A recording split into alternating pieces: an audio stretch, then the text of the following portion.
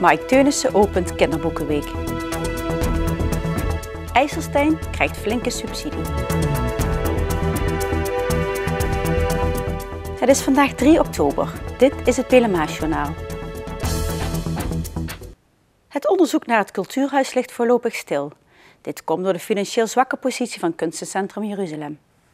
Eerder vergde de complexiteit van de samenvoeging van de bibliotheek, Kunstencentrum en Schouwburg meer tijd. Het bureau K+V kreeg een half jaar geleden opdracht een cultuurhuis te onderzoeken. Voor de zomervakantie klopte de directie van het Kunstencentrum aan bij de gemeente over de slechte financiële situatie. Daarom ligt het onderzoek nu voorlopig stil. K+V heeft nu een opdracht gekregen om de financiële toestand van het Kunstencentrum te onderzoeken. De bibliotheek en Schouwburg zijn op de hoogte gebracht. De Kinderboekenweek is woensdag landelijk gestart. Wielrenner Mike Teunissen opende deze week op basisschool De Lier in Merselo. Het thema van de Kinderboekenweek dit jaar is sport en spel. Een logische keuze dus om wereldkampioen veldrijden Mike Teunissen uit IJsselstein uit te nodigen om de week te openen. Teunissen vertelde de kinderen over zijn sport en las een stuk voor uit het toepasselijke boek De Tijdrit. Toen Mike zelf jong was, was hij al voornamelijk geïnteresseerd in boeken over sport. Ik ben heel vroeg begonnen met fietsen en toen vond ik het ook heel leuk om boeken te lezen over het fietsen en over het sporten. En die boeken die heb ik eigenlijk vroeger het meest gelezen, ja. Weet je nog wat je favoriete kinderboek was? Het was een boek over het fietsen. Joep Spikkel, dat was een wielrennertje. En daar heb ik ook nog wel boeken thuis staan. En die reed aan wedstrijden. En ik weet nog wel dat ik daar dus vroeger helemaal verkocht was. En dacht van ja, dat wil ik later ook. Mike is zelf net thuis van het WK wielrennen in Florence, waar hij 37e werd bij de wedstrijd voor belofte. Hij verbleef een week in Italië en dat was genoeg tijd om wat te lezen. Ja, want vooral nu had ik een ploegentijd en een wedstrijd, dus dan zit je daar meer dan een week. En ja, naast trainen doe je niet zo heel veel.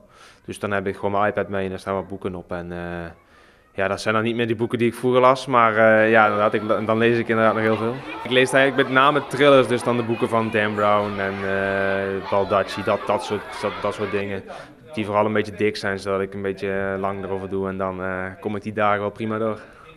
De kinderen luisterden aandachtig naar de jonge sporter die uit het boek voorlas. Met de komst van Mike ging de Kinderboekenweek van start.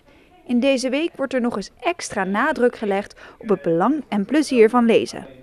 Lees je zelf ook graag boeken? Ja. Wat voor boeken lees je dan graag? Heel veel meisjesboeken vind ik leuk, van Dora of van ballerina's. Doe je ook veel lezen?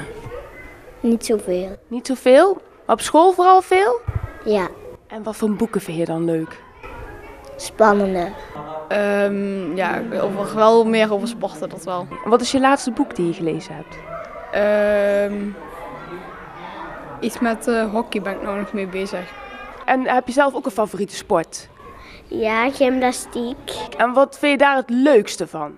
Dan kun je allemaal oefeningetjes doen en dan moet je van de bank naar de andere bank zwieren. Dat vind ik zo leuk, dat je dan zo kunt klimmen en zo. De Kinderboekenweek is vaak ook de aanleiding voor het houden van een voorleeswedstrijd op school. Ook Mike deed hier vroeger aan mee en was een fanatieke voorleeskandidaat. Ja, ik heb vroeger nog wel eens een poging gedaan om ook zo'n voorleeswedstrijd te winnen, maar op school waren er altijd betere, dus ik ben toch een sporter, wil toch altijd winnen, maar het kan niet altijd lukken.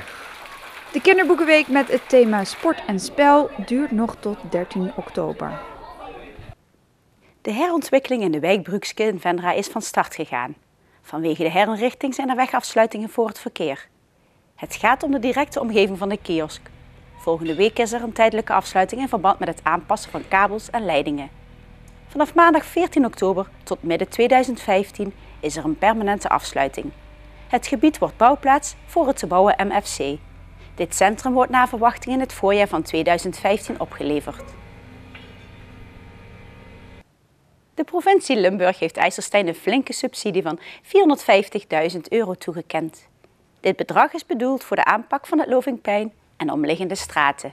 Al 3 jaar is een werkgroep bezig met de herinrichting van de kern en de toegangswegen in IJsselstein.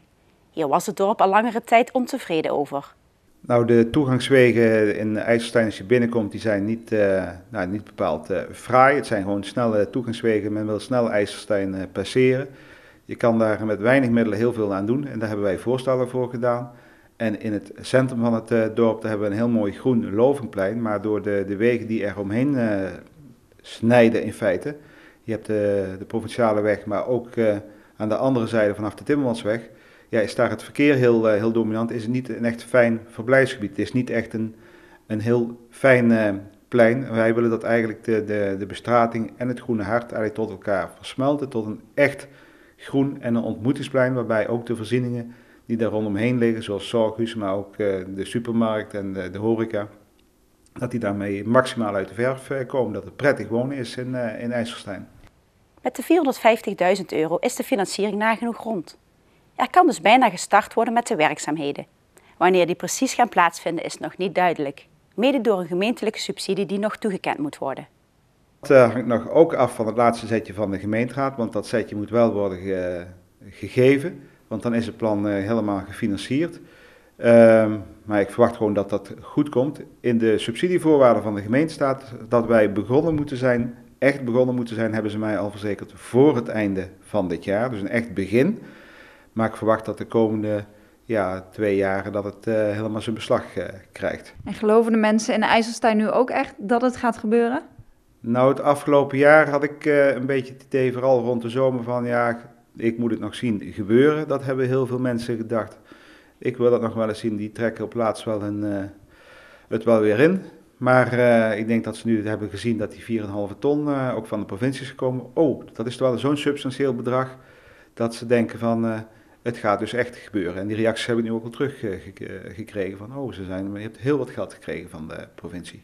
Tijdens de raadsvergadering van 5 november wordt een besluit genomen over de begroting van 2014 met daarin het zelfsturingsplan van IJsselstein. Tot zover het PLMH-journaal. Tips kunt u mailen naar de redactie. Deze uitzending wordt herhaald tot en met vrijdag 12 uur 's middags. Vrijdagavond is er een uitzending van Regio van de Smaak. Weer of geen weer, bij ons is het altijd vakantieweer. Aankomende nacht is er veel bewolking en valt er af en toe wat regen. Morgen overdag blijft het bewolkt, maar er zijn ook droge en vrij zonnige perioden. 'S Middags wordt het vrij warm met een temperatuur van 22 graden. Ik wens u een hele fijne avond en graag tot de volgende keer.